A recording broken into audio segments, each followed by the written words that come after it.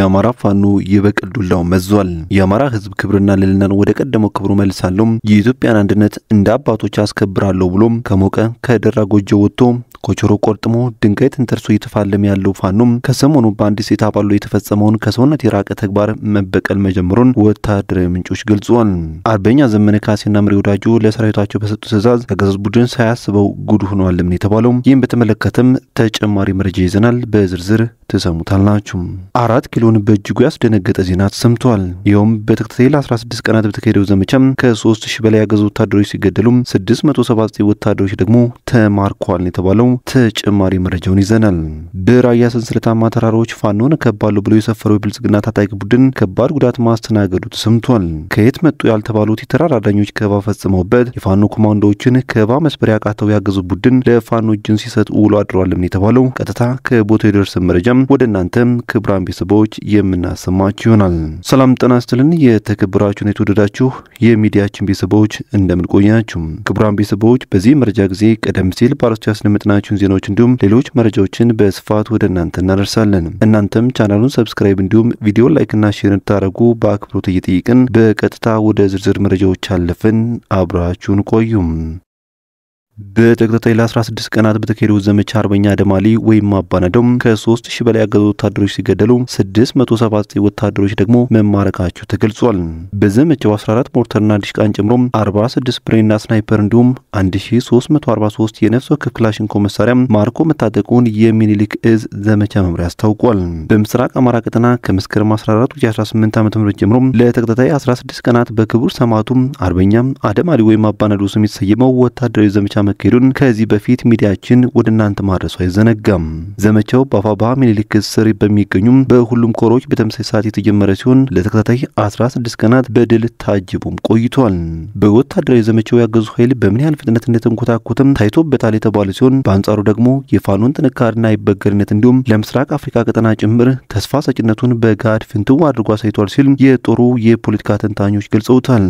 በዘመቻ አርበኛ ደማሊ ለተከታታይ 16 ቀናት ስለተደረገው ተጋድሎ ለተገኙ ድሎች በሚመለከት በአፋባ ምስራቅ አማራ ቀጠና የሚኒሊክ እዝ ዘመቻ መምሪያ ኃላፊ አርበኛ በለጠ ሸኮም ጥቅምት 10 ቀን 2018 ዓ.ም ጋዜጣዊ መግለጫ ሰጥቷል። የዙ ዘመቻ መምሪያ በዘመቻ አባናደው ወታደራዊ ፖለቲካዊና ዲፕሎማሲያዊ ድሎችን ተቀዳጅተንበታል ያለ ሲሆን ይህም የሉና ትግሉ ከተጀመረ ካለፉት 2 ዓመታት ጀምሮ የጠላት ብልጽግና ቡድን ካስተናገዳቸው ኪሳራዎች መካከል በዘመቻ አባናደው ከፍተኛና ትልቁ ኪሳራ ደርሶበታል ብሏል። በተከታታይ ለ16 ቀናት በተካሄደው ዘመቻ 3003 ያገዙ ወታደሮች ሲገደሉ 679 ወታደሮች ደግሞ መማረካቸውን የገለጸው የዙ ዘመቻ መምሪያ ኃላፊ በድምሩ የጠላት ኃይል የሚተማመንባቸው 5 ክፍለ ጦሮችን ሙሉ በሙሉ መበተን ተችሏል ሲልም ተናግሯል። በዘመቻው ከገባድ መሳሪያም 3 የሞርተር ምጣድና 103 የሞርተር ቅንቡላዎችን ጨምሮ 6 ሞርተር ማርከን ያለው የዙ ዘመቻ መምሪያ ከቡድን መሳሪያ ደግሞ 8 ዲሽቃ መሳሪያ 33 ብሬን 13 ስናይፐር ማርከን ታጥቀናል ብሏል። ከነፍስ ወከፍ ክላሽንኮቭ መሳሪያ ደግሞ 1343 ጥቁር ክላሽና 8 ሽጉጥ መማረኩን የገለጸው አርበኛ በለጠም 487 የእጅ ቦምብና 25 ራዲዮ መገናኛ ማርከው መታጠቃቸውንም አስታውቋል። የዙ ዘመቻ መምሪያ በመግለጫው 62479 የክላሽንኮቭ መሳሪያ ተተኳሽና 15614 የዲሽቃ ተተኳሽ እንዲሁም 3570 የብሬን ተተኳሽ ከጠላት መማረኩን ገልጿል። ኦራልና ወታደራዊ አመራሮች ሲንቀሳቀሱባቸው የነበሩ ፓትሮሎችን ጨምሮ ከ4 በላይ ተሽከርካሪዎችን በውጊያው ማርከን ያለው የዙ ዘመቻ መምሪያ ከነዚህ መካከል የወላድ እናቶች ማመላለሻ አምቡላንሶችን ለማህበረሰቡ አስረክበናል ማለቱን ሚዲያችን ከመግለጫው ተመልክቷል።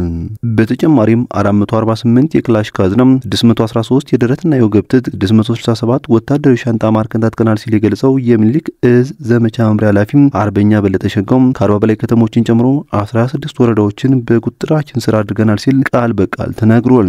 እነዚህ ከላይ የተገለጹት ወታደራዊ ድሎች ናቸው ያለው የዙ ዘመቻ መምሪያ በተቆጣጠርናቸው ከ40 በላይ ከተሞችና 16 ወረዳዎች ላይ ህዝባዊ ቤቶችን በማድረግና የብልጽግና መዋቅሮችን በማፈራረስ ህዝባዊ የሆኑ የሲቪል መዋቅሮችን በመዘርጋት በጸረ አማራው ብልጽግና ቡድን ላይ ከባድ የሆነ ፖለቲካዊ ኪሳራ አድርሰንበታል ብሏል።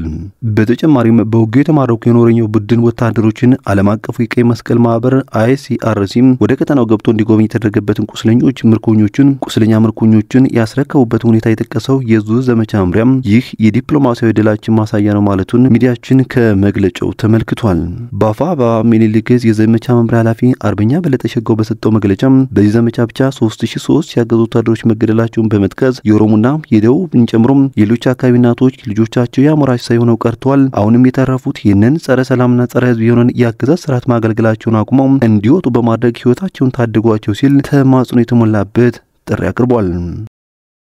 ክቡራን ቤተሰቦች መረጃችን ቀጥሏል።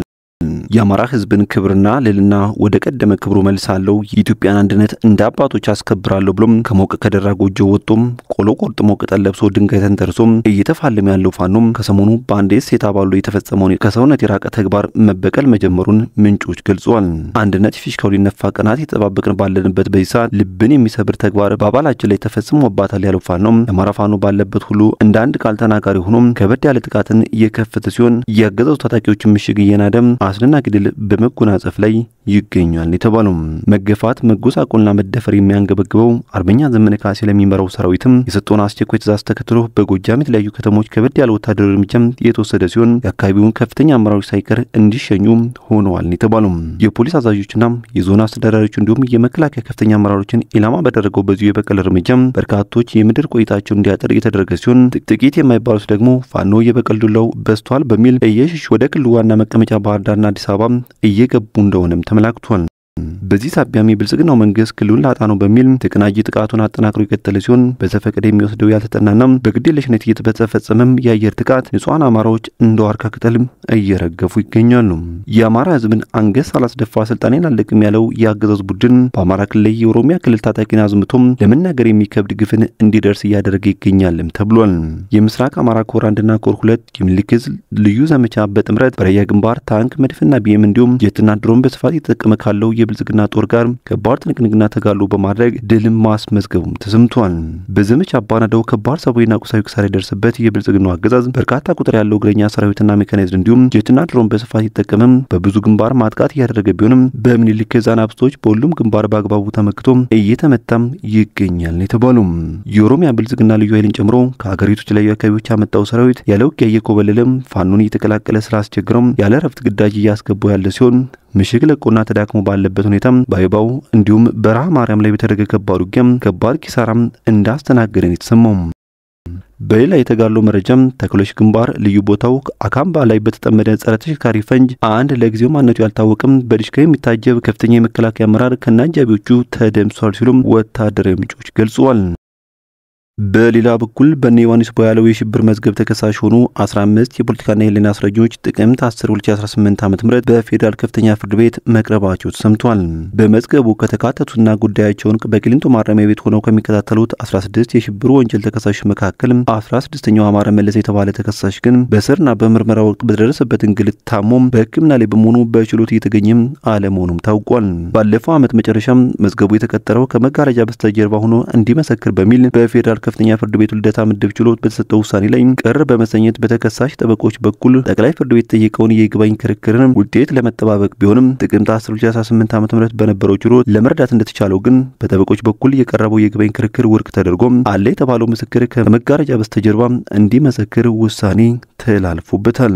በነ ዮሐንስ ቦያለው መዝገብ 16 ተከሳሾች ላይ ክሱ ከተመሰረተና ሂደቱን ከቀጠለ 1 ዓመት ከ8 ወር በላይ ቢሆነው በአቃቢ ሕግ በኩል ግን ወሳኝ ምስክር አለኝ በሚል ተጠይቆ በፍርድ ቤቱ ተቀባይነት ያገኘው የሚሉት የመረጃው ምንጮቹም ከዚህ በፊት አቃቢ ሕግ 15 የፌዴራል ፖሊስና የመከላከያ አመራሮችና አባላትን ካስመሰከረ በኋላ ሁኔታውን በመገምገም አሰልጥኖ ያመጣው አዲስ ምስክር ነው በሚል ተከሳሾቹ የተቃውሙት መሆኑም አይዘነጋም። በመቀጠልም ደግሞ ከመጋረጃ በስተጀርባ ይመስክር የሚለውንም የፌዴራሉ ከፍተኛ ፍርድ ቤት ከምስክሩ ደህንነት አንጻር በሚል የተቀበለው መሆኑ ቅር ያሰኛቸው ተከሳሾቹም ባለ 11 ነጥብ የአቋም መግለጫ በማውጣት ፍርድ ቤቱ ያገዙ የፖለቲካ መሳሪያ መሆኑን በማቆም እንዲሰራም ካልሆነ ግን በችሎቱ ለመዳኘት እንደሚቸገሩ ማስጠንቀቃቸው ይታወሳል።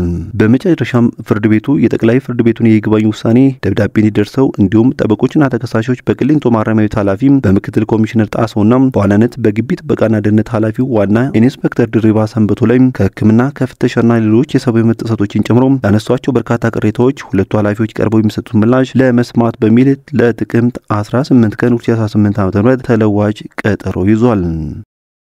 የተከበራችሁ ቤተሰቦች ለሰዓቱ የነበሩን መረጃዎች እነኚህን ይመስሉ ነበር። በቀጣይ በሌሎች ዜናዎች እንዲሁም ጥቆማዎች እስከምንገናኝ በያላችሁበት የዓለም ጫፍ በሰላም ቆዩኝ።